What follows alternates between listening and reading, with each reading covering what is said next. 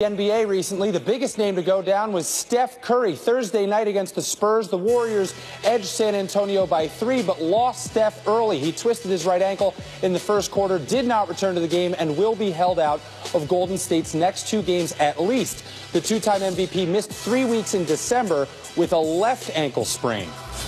The Warriors also will be without Jordan Bell for several games due to a sprained right ankle. The 23-year-old rookie had only recently returned from a sprained left ankle that kept him out for 14 games. Bell is averaging nearly 5 points, 4 rebounds, and 2 assists in 14 minutes per game.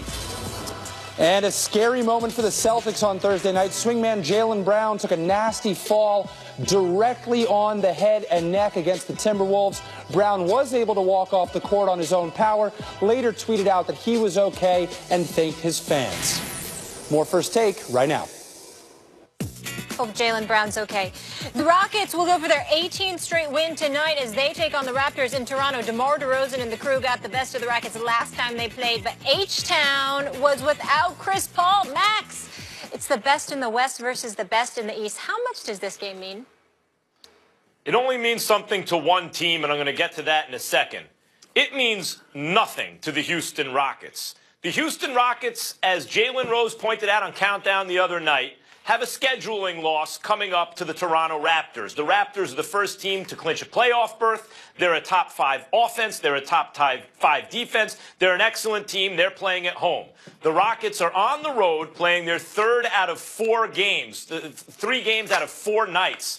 This is when teams lose. It's, as Jalen Rose said, a scheduling loss. So I anticipate the Rockets will lose. I don't think the Raptors can take much out of that, nor do I think the Rockets can be, upset about it. This is what happens. It always happens in the NBA like this, according to the, by the schedule. Now, if the Rockets beat the Raptors, that's not even so demoralizing to the Raptors because the Rockets may be the best team in the NBA. And as good as the Raptors are, we all know that they aren't. We know the Raptors aren't about to get chipped up this year. So it doesn't mean much to them either.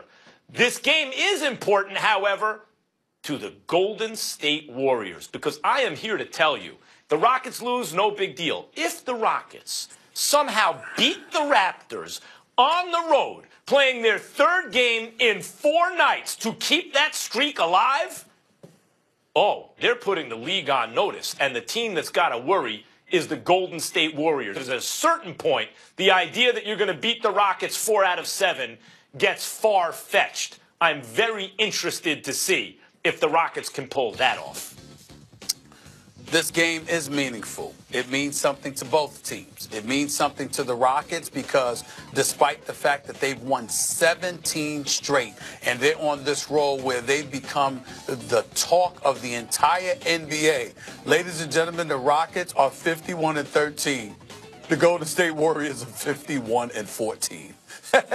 I mean, it's just a half game back. Despite Houston winning 17 straight, the Golden State Warriors are still just a half game behind. That's it. That's all. And so 1 loss, ultimately Golden State is ahead of them for the #1 seed. That's #1. So it's meaningful for them because they need home court advantage to have a chance to beat the Golden State Warriors in the Western Conference Finals. They need home court advantage. They got to get that #1 seed. They don't get the #1 seed, it ain't happening. They ain't winning the West. It's just that simple. Now we get to the East. It means something for the Raptors. And here's why.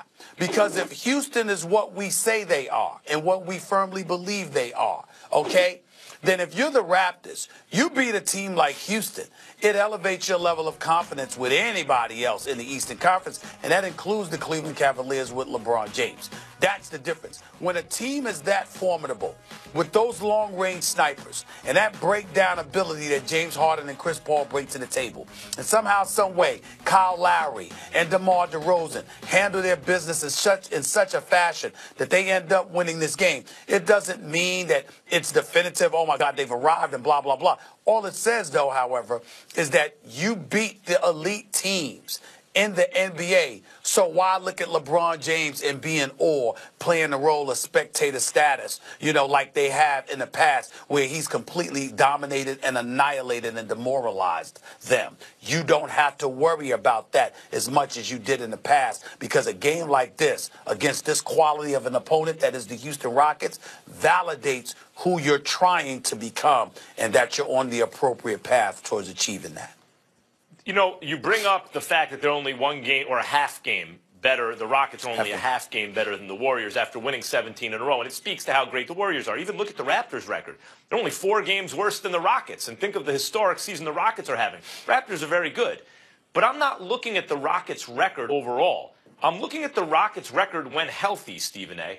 And that now, maybe it suggests the fact that they've missed a lot of games to injury, that they're likely to miss games to injury in the playoffs too, key players, namely Chris Paul or James Harden or even Clint Capella. And therefore, we have to pump the brakes a little bit on what we think of their chances. But if healthy, Stephen A., they're about to suffer, I believe, their second loss when healthy. And again, that's a scheduling loss. 3 games in 4 nights. And they're on the road. It's never going to happen in the playoffs. You're never going to play 3 games in 4 nights, and you're never going to play the second of back-to-back. So forget about a scheduling loss in the playoffs. You can throw this loss out.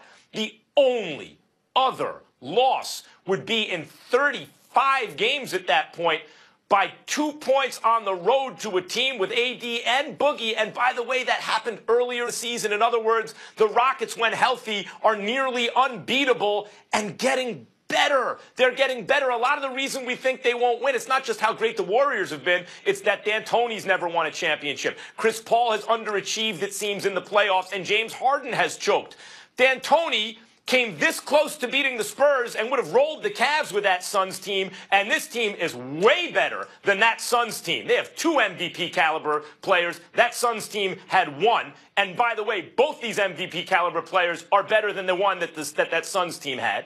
Chris Paul has underachieved with good groups in the playoffs, but he's never been on a group like this. And we've seen him in the Olympics with championship caliber teammates. At times look like the best player on the floor with all the other best players in the world. He seemed to be the leader of the team. And James Harden, given these circumstances, yeah, maybe he'll choke again. But what are the odds that even that, if Harden is something less than his best self, can undo the Rockets? It's not just their record overall, Stephen A. It's their record when healthy. They don't lose. Ever. They don't ever lose. At a certain point, the sample size gets so large, you got to give it up. Does it come out? All of that talking. Does it matter if the Rockets have home court advantage? It helps them, sure. End of discussion.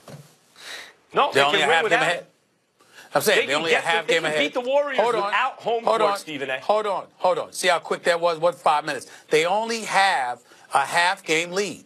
If they lose, they don't have the lead.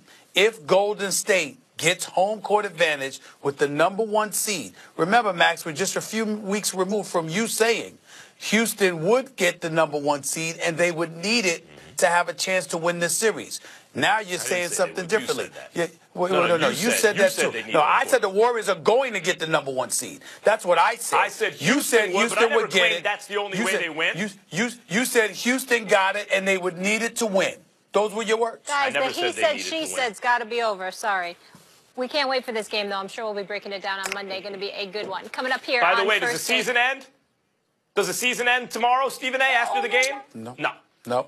All right. No more questions, guys, please. Does Baker Mayfield need to change his personality in order to succeed at the next level? The guys give their takes on the polarizing quarterback's potential in the NFL.